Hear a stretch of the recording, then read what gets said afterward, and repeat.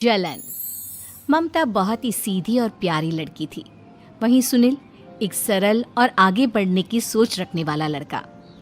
सुनील, बेटा सुनील कहाँ है? अरे जरा एक गिलास पानी तो दे दो। हाँ माँ, अभी आया। क्या माँ, पानी तेरे सर के पास ही तो रखा है। क्या हो गया है, तबीयत खराब है क्या? अरे नहीं नहीं, वो उठने का मन ही नहीं कर रहा था, तो देखा ही नहीं। वैसे क्या कर रहा है? यहाँ बैठ ना मेरे पास। माँ पढ़ रहा था। वो क्या है ना, नौकरी में तो वक्त नहीं मिलता, अब ऑफिस से घर आकर ही तो वक्त मिलता है। अच्छा अच्छा ठीक है, पढ़ ले जा बेटा। सुनील पढ़ लिख कर और आगे बढ़ना चाहता था, लेकिन माँ की तबीयत खराब देखकर सोचता है कि शादी ही कर ले। कब तक माँ का ख्याल वो अकेले रख पाएगा? तो एक दिन, माँ ये ममता है, मैंने इससे शादी कर ली है। तुम्हारी तबीयत भी ठीक नहीं रहती, तो मैंने सोचा शादी कर लेता हूँ। घर संभालने वाली और तुम्हें संभालने वाली कोई आ जाएगी तो अच्छा रहेगा। माँ अचानक से सामने बहू देखकर हैरान रह जाती है। बेटा ये क्या बात होती है? न बैंड, न बाजा, न दहेज, न शगुन, ऐसा कैसे बहू आ गई? माँ तू तो जानती है, मैं नौकरी के साथ पढ़ाई कर रहा हूँ, तो कहाँ से इतना पैसा बचा पाता कि धूमधाम से शादी करता।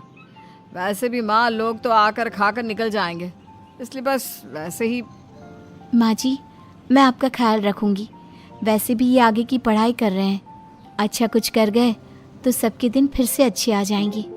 सास को ममता की बात ठीक तो लगती है, लेकिन मन में कहीं ना कहीं लगता है कि कहीं बहू बेटे को लेकर फुर्र ना हो जाए और फिर तो वो रह जाएगी अकेली। बेटा देख, मेरा जो कुछ भी है वो सुनील ही है, और सुनील का भी अब इस दुनिया में मैं ही हूँ और कोई नहीं। क्या सुनील? बिल्कुल माँ, लेकिन आज से ममता भी मेरे जीवन का अहम हिस्सा है, जैसे तू है।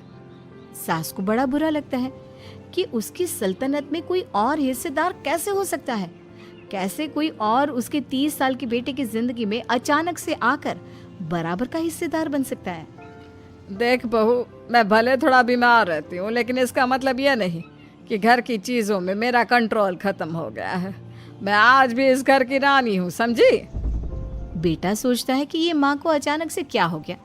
कल तक जो माँ कहती थी कि जिंदगी का कोई भरोसा नहीं, वो अचानक से जंग के मैदान की झांसी की रानी कैसे बन गई?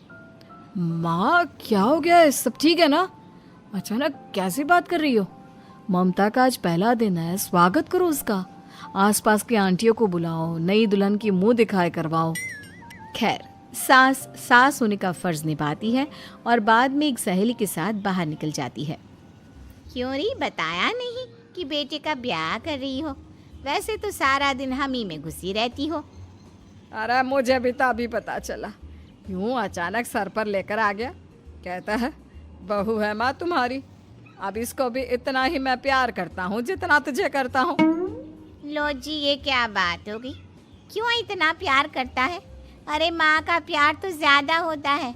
अब उसको तो कोई दूसरा पति मिल सकता है, लेकिन तुम ही बताओ, क्या माँ की ममता किसी और की हो सकती है? ना जी ना, बेटे को समझाओ ये बात। अरे क्या समझाऊं, मुझे तो खुद ही समझ में नहीं आ रहा कि क्या हो रहा है। जो बेटा कल तक माँ माँ करता था, अचानक से बीवी बीवी का राग आलाप रहा है। देखा, उसकी बीवी ना सुंदर और जवान है। सुंदरता के आगे तो एक से एक नहीं टिके, तो तेरा बेटा किस खेत की मूली है? सास को भी समझ में आ जाता है कि बहू की सुंदरता के आगे माँ का प्यार किसी काम का नहीं। उधर बीवी, ए जी, अम्मा जी सहेलियों को छोड़ने गई थी, अभी तक आई नहीं, हम देख आए क्या? अरे रहने दो ना, आ जाएंगी। कहाँ जाएगी, उनकी आदत है, एक बार जाती है तो पूरी पंचायत खत्म करके ही आती है। अच्छा ही है, खाना वाना खा कर गई होगी। छोड़ो ना, घूमेगी तो खाना पचेगा, नहीं तो ऐसे ही खाट पकड़ लेगी। बहू भी शांत हो जाती है। उधर सास सोचती है कि आज थोड़ा देर से ही घर जाती हूँ, जब बेटा परेशान होकर ढूंढेगा तब मजा आएगा। बीवी को खुद ही पता चल जाएगा कि माँ के आगे उसकी दाल नहीं गलेगी। लेकिन वहीं दूसरी ओर घर पर, ए जी, माँ जी अभी भी नहीं आई, हमको तो घबराहट हो रही है कि क्या करें, जाकर पता करें किसी के घर। अच्छा, कहाँ जाओगी ये भी बता दो। पहला दिन है तुम्हारा इस घर में, और एक ही दिन में मोहल्ला छानोगी क्या? हाँ, तो आप भी तो नहीं जा रहे हैं ना, हमको फिक्र हो रही है। अरे यार, ये रोज का है अम्मा का, खाओ और सो जाओ। बस फिर क्या था। बेटा बहू खाना खाते हैं और कमरे में सोने चले जाते हैं। उधर जब सास को कोई देखने नहीं आता तो वो हार कर घर आ जाती है, जहाँ वो देखती है कि सारे घर की लाइट्स बंद है। सास को गुस्सा आता है, बहू, ममता बहू कहाँ हो? लेकिन सारे दिन की थकी बहू को ऐसी नींद आती है जैसे किसी ने भांग की गोली खिला दी हो। वो तो नहीं उठती। उठकर आ जाता है बेटा। अरे क्या बात है अम्मा, काहे चिल्ला रही हो? अरे सो जाओ ना, सुबह की थकी है बहू, वो सो रही है। जोर से बोलोगी तो नींद खुल जाएगी उसकी। माँ को गुस्सा आ जाता है। फिलहाल तो सो जाती है, लेकिन मन ही मन ढेर सारा जहर बहू के लिए भरा होता है। सुबह बहू चाय बना रही होती है कि सास धीरे से गैस तेज कर देती है, जिससे चाय का बर्तन जल जाता है। और जैसे ही बहू चाय का बर्तन उठाती है, उसका हाथ जल जाता है। मेरा हाथ जल गया। वो जोर जोर से चिल्लाकर इधर उधर भागती है कि सास थोड़ी देर में उसके हाथ में पानी डाल देती है। हाय रे बहू, क्या कर रही हो? पहली बार रसोई छुई हो क्या? सासू माँ गलती से गैस तेज रह गई थी और बर्तन जल गया, जिससे मेरा हाथ जल गया। हाय रे, कितना गंदा दाग। छी छी छी छी, मुझे तो उल्टी आ रही है तेरा गला हुआ मांस देखकर। तू ना मुझे अभी साथ से खाना मत लगाना। बहू भी खुद का हाथ देखती है तो उसे भी रोना आ जाता है। कुछ दिनों के बाद सास की सहेली आती है, बहू चाय बनाकर लाती है। उसके जाने के बाद सहेली कहती है, बहू की सुंदरता ऐसी है कि कोई भी दीवाना हो जाए। वैसे तेरे बेटे का क्या हाल है? अरे वैसा ही है, बहू के पीछे लट्टू। क्या करूं, कुछ समझ में नहीं आ रहा। मैंने तो बहू के चेहरे पर दिवाली के पटाखे की चक्री फेंक दी, उसका पूरा चेहरा जल गया। अब देखो ना रही सुंदरता, और ना ही अब मेरा बेटा उसे पूछता है।